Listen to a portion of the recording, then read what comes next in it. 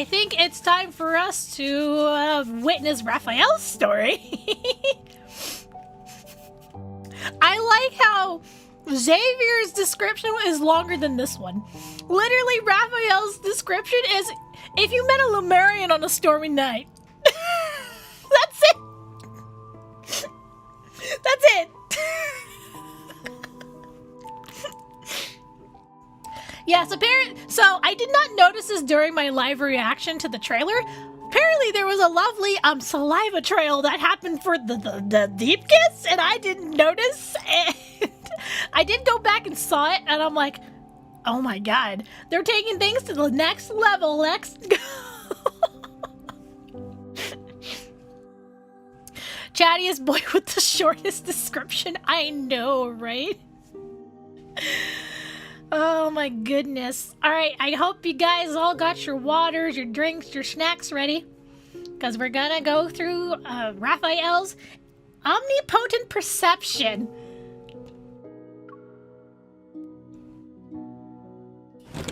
Oh, goodness.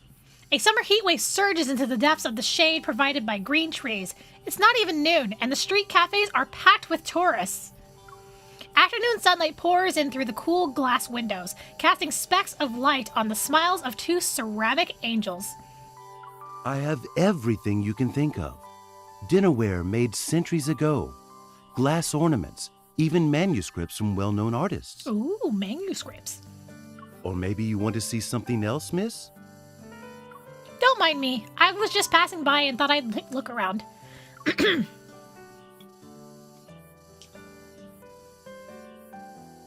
What is that noise? Is that the game? It is the game. I hear like a weird, it sounds like a wind-up toy. I hope that goes away, because that's a little annoying. Amongst the rows of cabinets and display cases, there's no one else in this small, quaint antique shop. Then do you just want that book in your hand?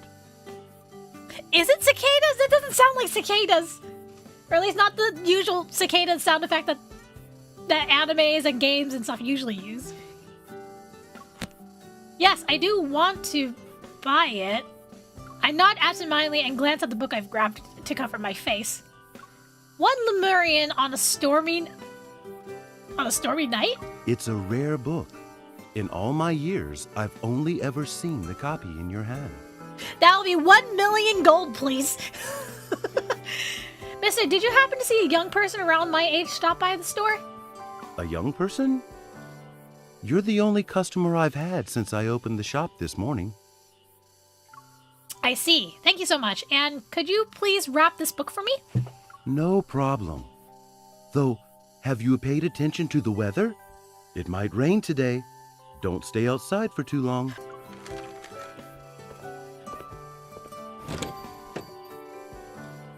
After saying goodbye to the owner of the antique shop, I push open the door and look up at the clear blue sky. I'm somewhat confused. Rain? The weather forecast said it was going to be sunny all day today.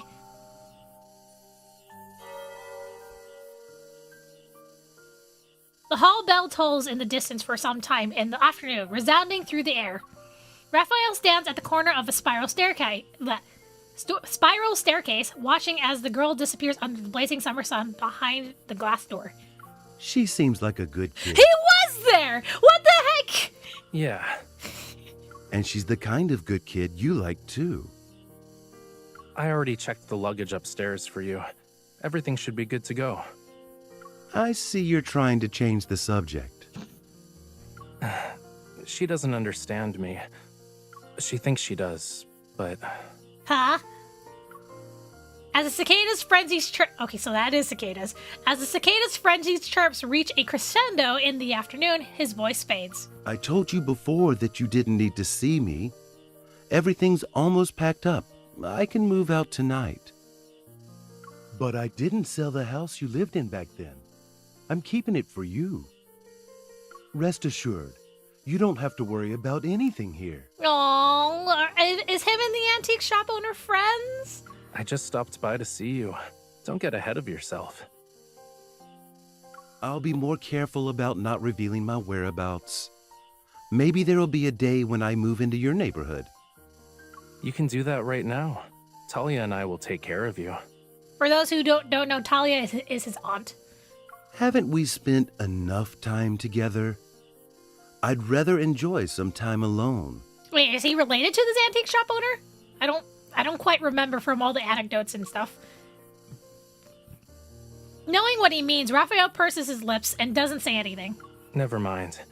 Is there anything else that needs to be packed?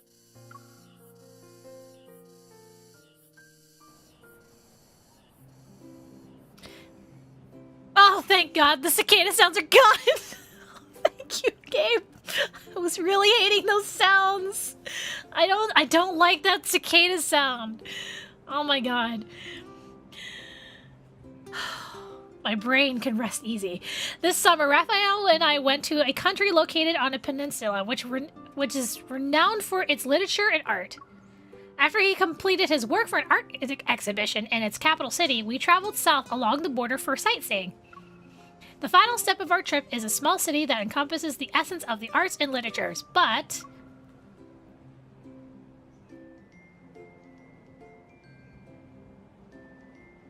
We agreed to just get ice cream. What's taking him so long? He's not even responding to my texts.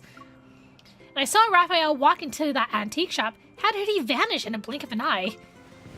Raphael has yet to respond, so I decide to sit down on a bench and flip through the book I bought on a whim. As soon as I open it, a dusty scent hits me. Each line exudes the fragrance of ancient ink. Lemuria is the birthplace of human civilization, and it's often referred to as It's said that in the 1,000 years before Lemurians vanished, they faced not one, but a series of disasters. Mo in Lemurian means motherland. Oh, Mo. Okay, got it. Suddenly, a hand holding an ice cream cone appears from behind me. The index finger traces the words I just read. Is this why you named your art studio Mo Art Studio? Bingo. No, nice. Raphael walks to the front of the bench. Raphael walks to the front of the bench, sits down next to me, and hands me another ice cream cone. Where was he stashing that? Did he have two in one hand? Sorry for the wait. This dessert place had a lot, and I mean a lot of ice cream flavors. I just chose my favorite for you. Try it. He makes it seem so unnatural that all my doubts disappear. Have you thought of our next destination? Beach episode when? Yo, really? I thought they were gonna do a beach episode, but I guess they had to pull out the spicy stuff.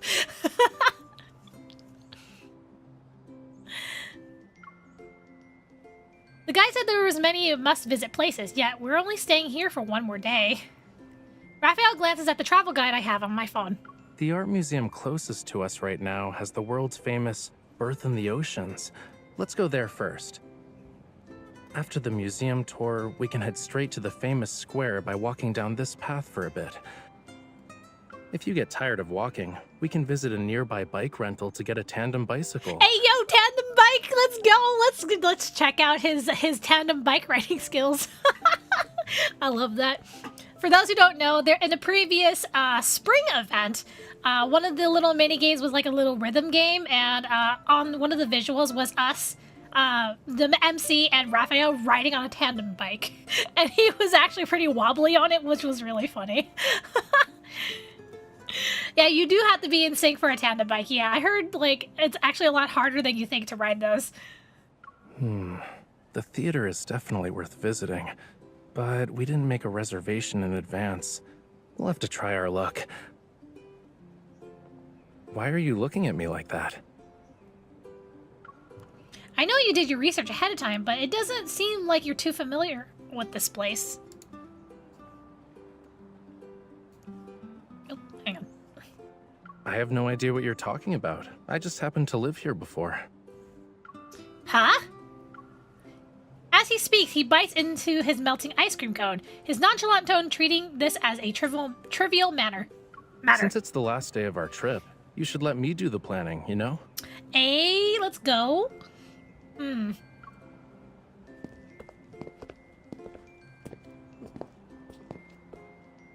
this small city where tourist attractions are scattered like stars in the sky and roads wind like a maze, cycling would be the most convenient way of getting around.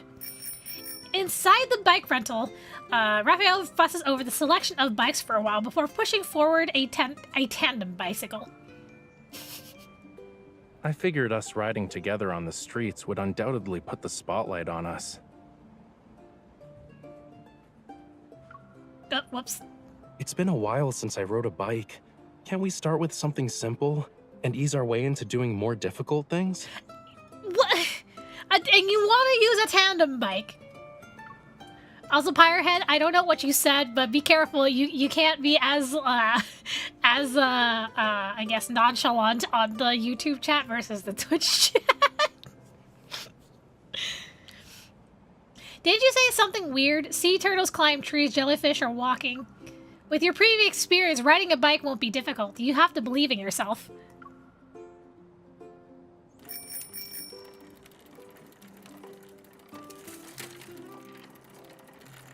We ride our bikes into a picturesque old bridge, admiring the ancient buildings on both sides of the street. Stepping on the pedals, Raphael is out of breath. Why am I not surprised? It takes him for a while for him to catch up. Looks like you're holding up well, huh? I still think that having your feet on the ground is safer. Just saying. Or we should at least ride a tandem bike together. Wait, we're not on the same bike? Are we on separate bikes? Did I miss that detail? Upon arriving at our destination, we park the bikes beside a street cafe and slowly start walking around the square.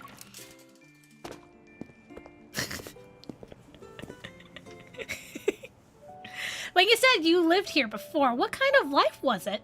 Take this path we're walking, for example. I've walked down it for 3 years. Aw. Isn't it lonely to live in a foreign country all by yourself? There was someone else with me at the time. An old butler. He had a butler? Oh my god. He had a butler, guys. He truly is the rich kid. Where is he now? Did he part ways with you? Yeah. You never talked about... Yo, was it the antique shop owner? I start to feel a little anxious, but I don't know why. Sulking, I turn around and kick a pebble. It's not just that, you never really mentioned anything about your past, right? Follow me.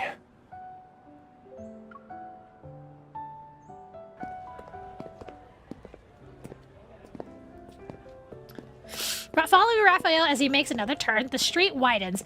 An archway with statues on both sides appears at the end. Many young people carrying their painting supplies set up easels on the spot. They're focused on painting the street scenery. The life I spoke of is a lot like theirs. It's not as special as you imagine it to be. It was always finishing my coursework on time, visiting my favorite art exhibitions when I was free, and going to a random theater every night. Are you saying you went to school here? He nods. As he lifts his head, I see the building, worn down by time itself, in front of us. I start to think, Raphael has been honest about his experiences traveling and studying around the world. Especially in a place that's widely renowned for its art, it shouldn't be surprising. Stop looking at me like that. You know, I learned a lot in your human world. As a matter of fact, I was the youngest student for that academic year. Oh, so he's also smart. That's good to know. Because, you know, usually, like, characters like this, they tend to be dumb in school. I'm glad he actually has some smarts. That's pretty good. That's pretty nice. During our conversation, a few students wearing flower crowns passed by, laughing and chatting as they entered a humble-looking building. Why are they wearing flower crowns? Only students who are about to graduate wear those. Aw, that's cute. Did you wear one? It's a distant memory from a very long time ago. How long ago? Are any of your teachers or friends here? Maybe we can visit them. Surprisingly, Raphael shakes his head. We can't. Why not? Are they dead? Have you not talked to them in a long time? I'm not really into making friends at every stage of my life. Like, back then, I preferred to be alone and indulge in my own thoughts. Ah, I see. So he was a loner. Typical. How old is Raph? I mean, supposedly he's 24, but you know, he's a Lemurian, so who knows how long he's actually lived. He casually talks about his past as he leads me through the hallway lined with the statues. We end up in a small garden hidden under the shade of trees. Here, summer is long, hot, but not stifling.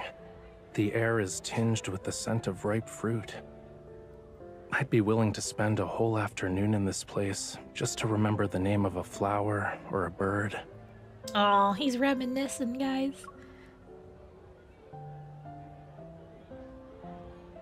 I don't think I should say the first option, but mostly because he sounds like he's like talking about it as if it wasn't a happy time.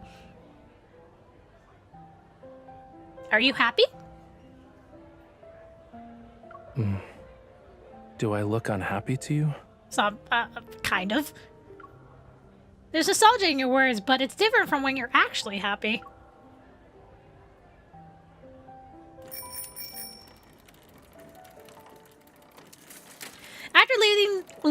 After leaving the Art Academy, we continue our bike ride and go along our planned route.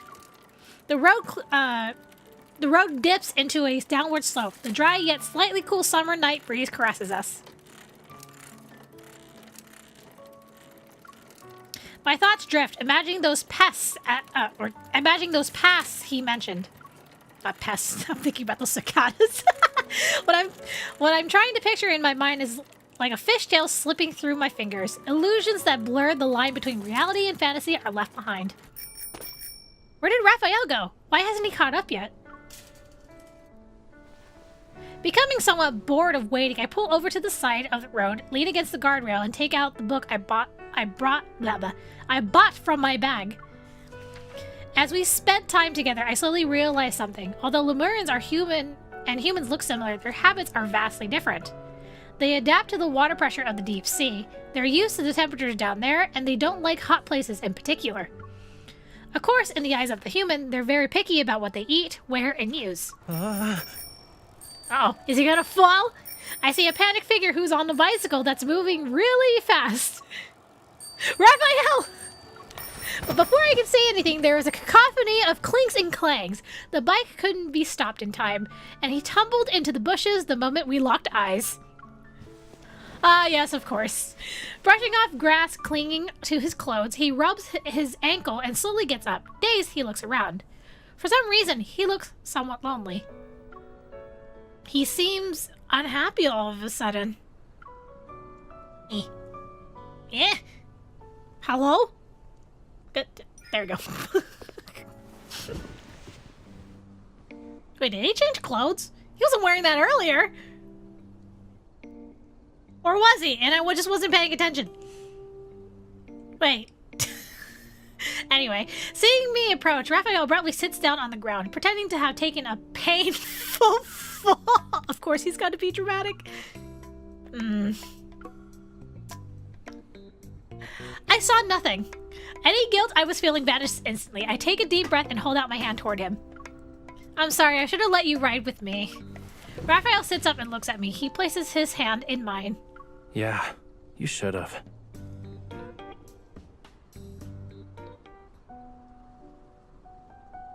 It's nighttime. The bright old city on the opposite bank is reflected in the murky river.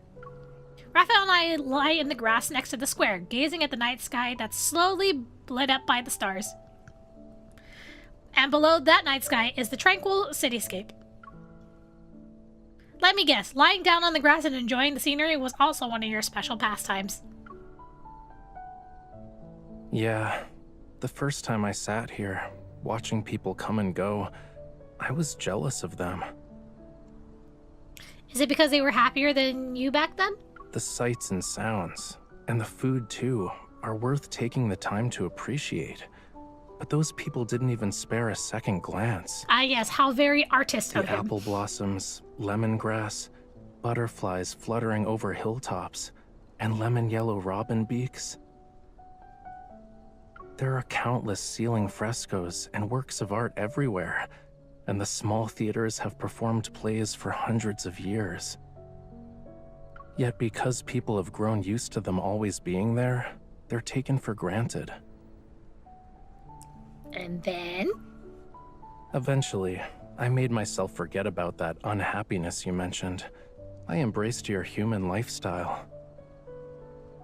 Raphael, you're such an idiot.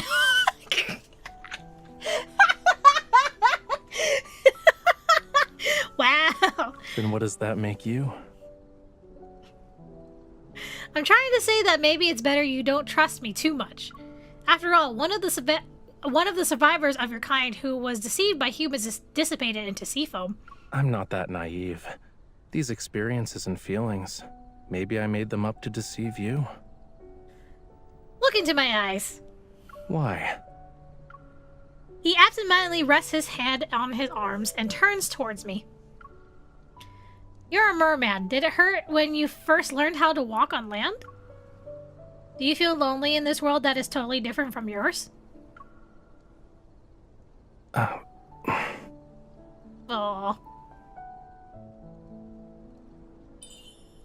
Why aren't you saying anything? You've been poisoned by a witch and she took away your voice? Stifling a laugh, I'm about to poke his cheek when thunder suddenly roars.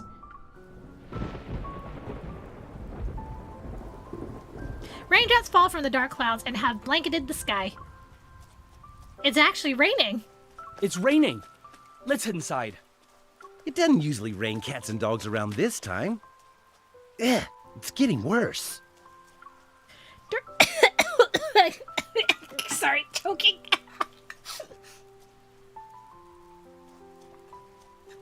Blah. Tourists try their best to shield themselves from the rain and rush into the shops lining the streets. Before I could react, Raphael pulls me into his arms. His breath reaches me. The jacket over our head tries to fend off the rain, but it's useless. Staring at the flickering lights in the rainy night, I suddenly have the urge to take his hand and run away.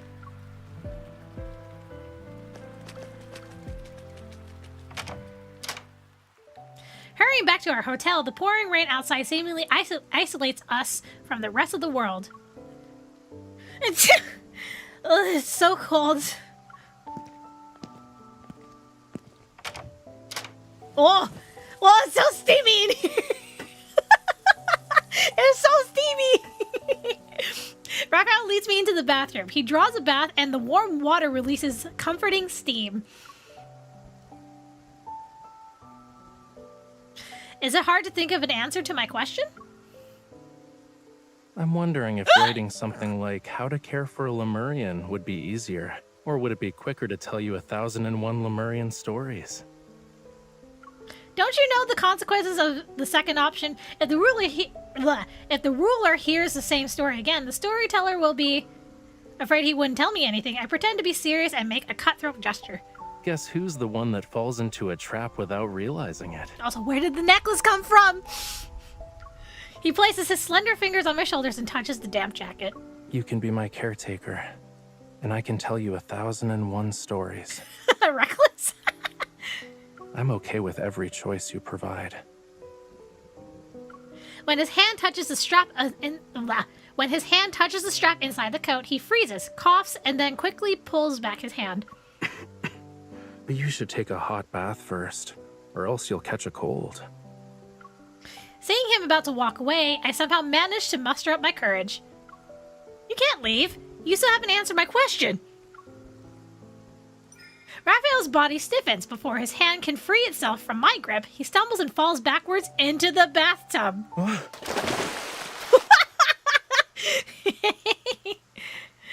The quietness settles into the bathroom. The only sound that can be heard is the heavy rain outside. Do you want me to stay? Oh, music change. He's disheveled. Damp strands of hair cling to his neck. Meanwhile, his soaked jacket is behind him, floating on the surface of the water.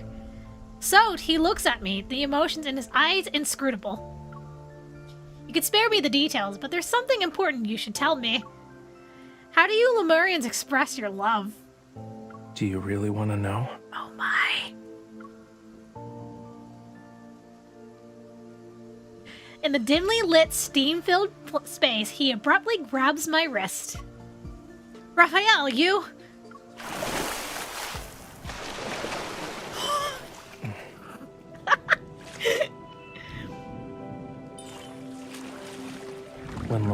humans fall in love with someone, all our senses are committed to perceive them without question. Oh my. Your senses? Like this? Touch the lips. Your way of triggering my senses has only touched the surface. Hell yeah, the chin grab! I love the chin grab.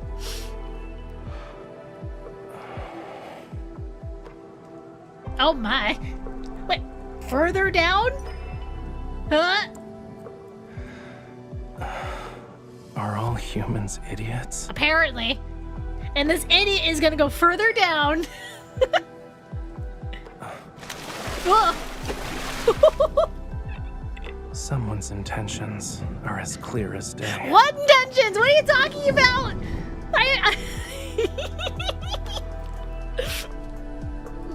You clearly like it. Only because you're the one doing it. Oh my god.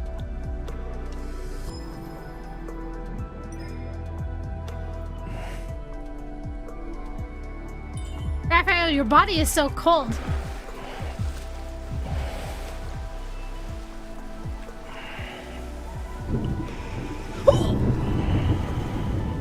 Oh my god, he's going for it! My god! Oh my god! And you're warm. I like that. Oh my god.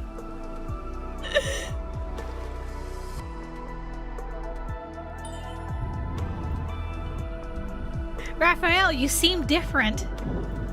Will you still like me, no matter who I become?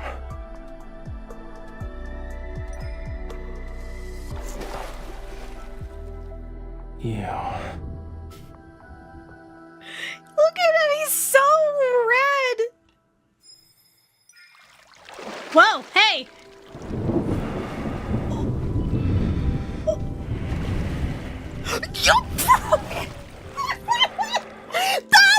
We left a mark. That's a hickey. Oh my god, that's gotta be a hickey. Oh my god. I need tell you this, when humans fall in love with someone, we try to leave a unique mark on them. If you say so. Join me then. Let's drown in the ocean together. Hey, what do you mean by drowning in the ocean? Huh? No, why'd you make to In the depths of the night, the rain eases up. The bedside lamp casts a warm glow. I lean against the headboard, attempting to finish the book about Lemurians before the rain stops. So, what's in that book? Damn it, he's dressed. It's a fantasy story inspired by Lemuria. On a stormy night, a traveler meets a Lemurian. Enchanted by his singing voice, the traveler follows him to the seabed.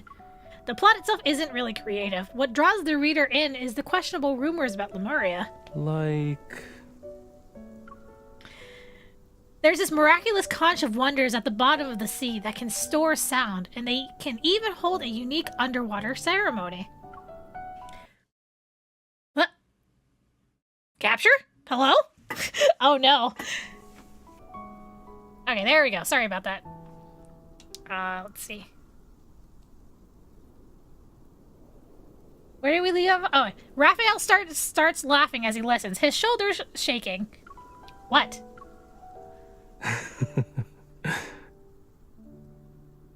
It's nothing. I'm wondering, if I actually told you stories about Lemuria, 1001 Nights wouldn't be enough for that. If on a stormy night you do encounter a Lemurian in the ocean, could his singing voice surely enchant you and drag you down to the seabed? The book on my lap is suddenly pulled away. Seizing this chance, he leans in and takes my hand. There's mirth in his eyes. Do you want me to tell you? Then tonight, allow me to share with you the first story. He's gonna tell us a story. I want to close my eyes, but he lowers his neck and kisses the palm of my hand. His moist lips then brush against my fingers, soft like a whispered promise. Our story begins with the very first sea god, long, long ago.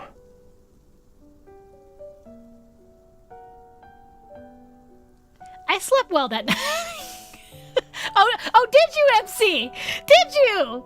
Did you sleep well last night? In my dream, I was a traveler in a story. I heard an ethereal song on a stormy night. I leaned out from the boat and gazed into the dark waters below. If on a stormy night I encounter a Lemurian, before I even hear his song, I grab his wet, lonely hand. I'll embrace him, immerse myself in his warmth, and ignore all other melodies in this world.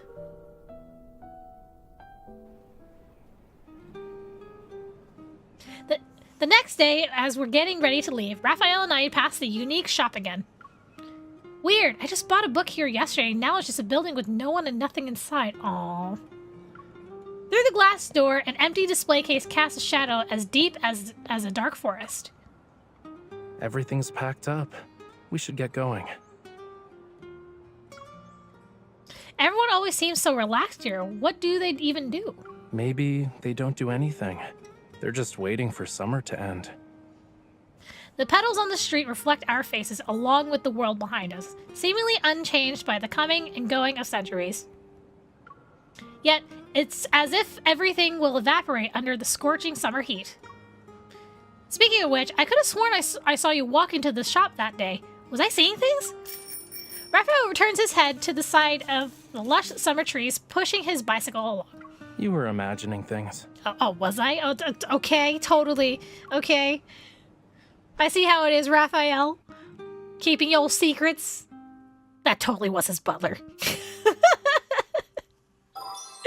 And that was Omnipotent Perception with many, many, many scuff stream problems. I am so sorry about that, guys. But don't worry, when I post this later, I will cut out all the interruptions so that way it's a nice streamlined video, okay?